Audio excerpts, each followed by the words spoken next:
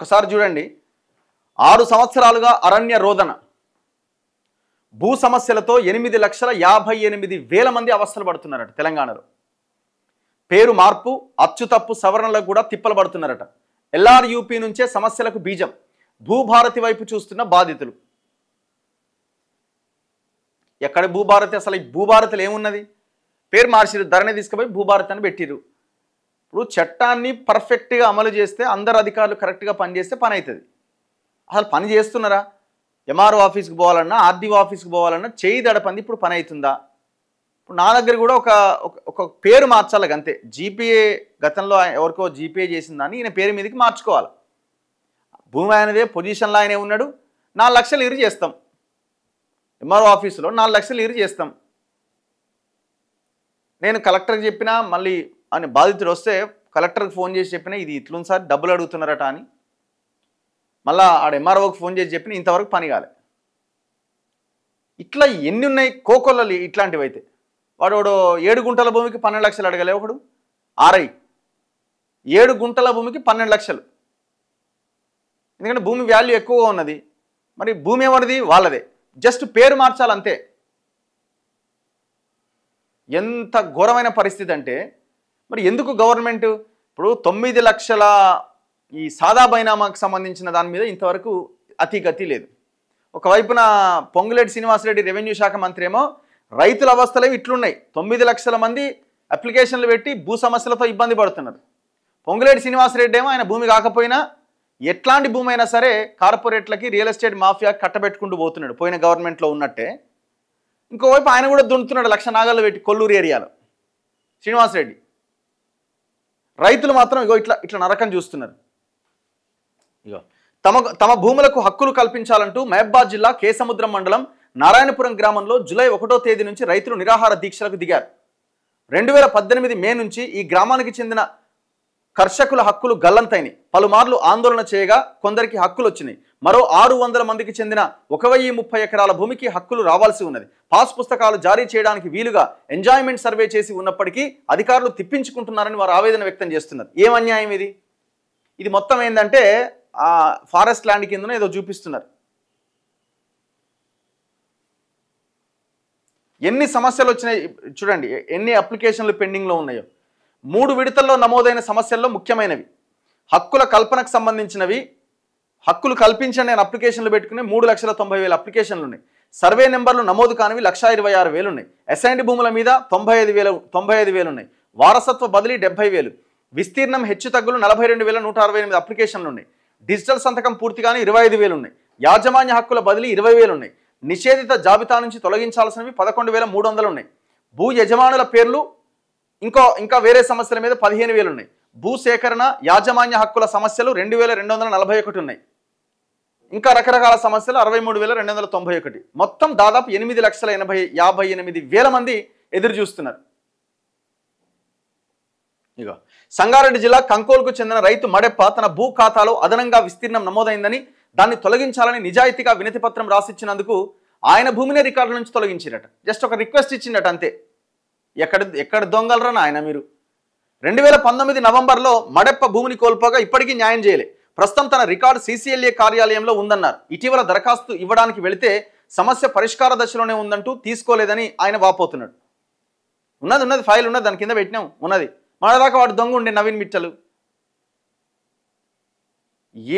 ఏం దారుణం అసలు. జనాలను అయితే ఆడుకుంటున్నారు, ఒక రకంగా లిటరల్గా ఆడుకుంటున్నారు, ఫుట్బాల్ ఆడినట్టే. పాపం ఎక్కడెక్కడి నుంచో వస్తుంటారు ఆ CCLAకి, కలెక్టరేట్ ఆఫీసుల దగ్గరికి. ఇప్పుడు మీరు మీ MRO ఆఫీస్ కానీ RDO ఆఫీస్ కానీ భూ సమస్య మీద పోతే పైసలు అడుగుతున్నారా లేదా? ఒక్కసారి చెప్పండి.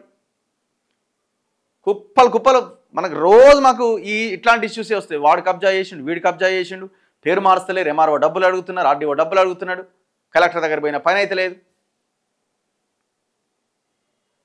మాకు మొన్న ఈ అరూర్ అనే ఒక విలేజ్ ఉంది, మా విలేజ్ పక్కనే ఉంటుంది వలిగొండ మండలంలో. అక్కడ ఒక చిట్టడి నరసింహారెడ్డి ఆయన పేరేదో ఉన్నది, చిట్టడి జనార్దన్ రెడ్డి ఆడ సర్పంచ్ ఆయన. ఆ కుటుంబం ఆడ మొత్తం 20 ఎకరాల చెరువుని కబ్జా లేపవతల పడేసింది. లిటరల్ కనిపిస్తున్నది. ఏం పెట్టిండు ఆయన అంటే చేపల చెరువు పెట్టి మొత్తం ఆడ ఫామ్ హౌస్ కట్టి మొత్తం కంచేసుకున్నాడు చుట్టూ. ఊరు కూడా ఏం చేయలేకపోతున్నది. ఎంత భయంకరమైన విషయం అది. అధికారులు ఏం చేస్తున్నారు మరి? అందరికీ వాళ్ళు అప్లికేషన్స్ ఇచ్చేసారు, అందరికీ ఇచ్చేసినారు. ఇంత ఇంత ఘోరంగా చూడండి.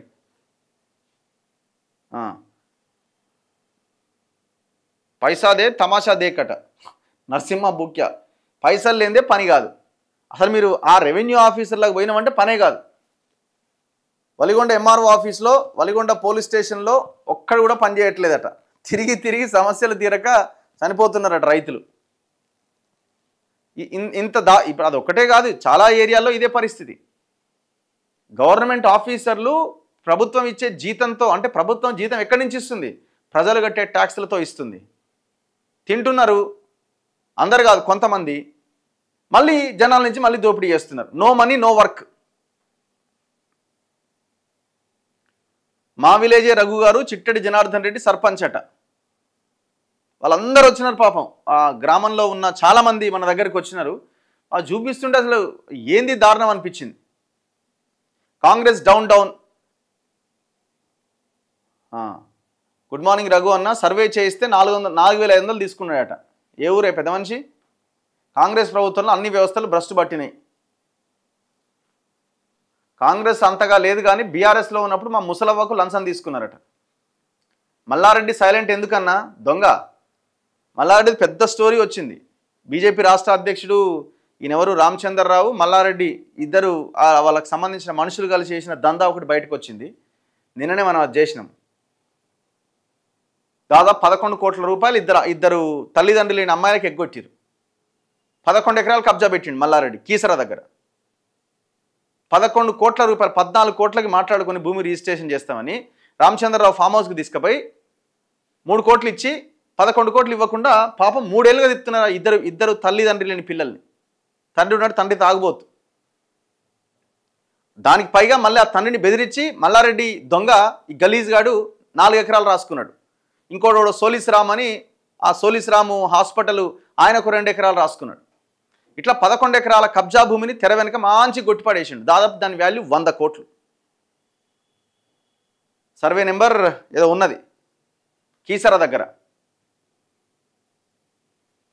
నిన్న సెక్రటేరియట్ ముట్టడి గురించి మాట్లాడిన. నిన్న తెలంగాణ నిరుద్యోగులంతా సచివాలయాన్ని ముట్టడించారు, ఎక్కడెక్కడ అరెస్ట్ చేశారు.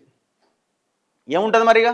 అంతే ఉంటుంది కదా వీళ్ళ ప్రభుత్వం ఆలోచనే ఉంటుంది. ముందు రోజు రాత్రి నుంచే స్టార్ట్ చేశారు. ఆయన అశోక్ని అరెస్ట్ చేశారు, జనార్దన్ అరెస్ట్ చేశారు, మోతిలాల్ని అరెస్ట్ చేశారు, ఆమె అమ్మాయి అస్మాన్ అరెస్ట్ చేశారు, ఎక్కడెక్కడ పోలీస్ స్టేషన్లో పెట్టి పడేసారు.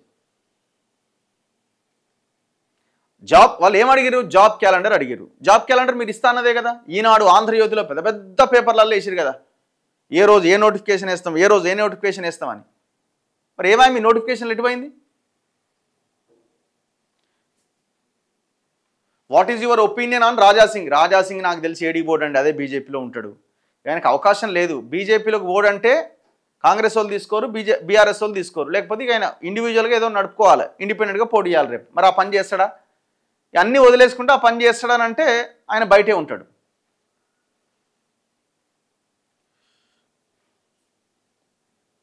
అన్న అకాడమిక్ ఇయర్ అయిపోయింది, రంగనాథ్ ఏం చేస్తాడు? ఈ ఫాతిమా కాలేజ్ కూల్చివేత అయిపోయింది, హైడ్రా పని. ఇంకా 4-5 రోజులు అయితే, కొద్ది రోజులు అయితే ఆయన రంగనాథ్ కూడా ట్రాన్స్ఫర్ చేయడమో ఇంకో దానికి షిఫ్ట్ చేయడమో చేస్తారు. హైడ్రా పని గోవిందమంగళం.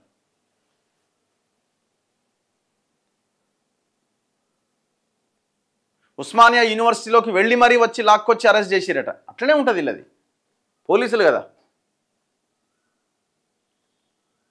రేవంత్ రెడ్డి 100 సీట్లు అన్నాడు కదా. ఫస్ట్ తెలంగాణ అమరవీరులు మారోజు వీరన్న, బెల్లి లలితక్కను గుర్తించాలని కోరుకుంటున్నాం. ఆయనకు నాకు తెలిసి ఆ పేర్లు మరి తెలుసో తెలియదో డౌటే. బెల్లి లలితక్క ఎవరంటే మరి రేవంత్ రెడ్డికి తెలుసో తెలియదు. మారోజు వీరన్న ఎవరంటే మరి రేవంత్ రెడ్డికి తెలుసో తెలియదు. నాకైతే డౌటే. ఆయనకు రోషయ్య తెలుసు, రాజశేఖర రెడ్డి తెలుసు, చంద్రబాబు నాయుడు తెలుసు, ఈ ముఖ్యమంత్రులు, మంత్రులు, ఎమ్మెల్యేలుగా ఎవరు పనిచేసారో వాళ్ళు తెలుసు. లేకపోతే ఫినిక్స్ వాడు తెలుసు, వాసవి వాడు తెలుసు, ఇంకెవడన్నా రియల్ ఎస్టేట్ వాళ్ళు ఉంటే వాళ్ళు తెలుసు. ఈ బెల్లి లలిత, మారోజు వీరన్న వీళ్ళ గురించిన అవగాహన ఉంటుందని అయితే నేను అనుకుంటలేను. ఎందుకంటే వాళ్ళు తీసుకున్న నిర్ణయాలను బట్టి నాకు అర్థమవుతున్న విషయం అది.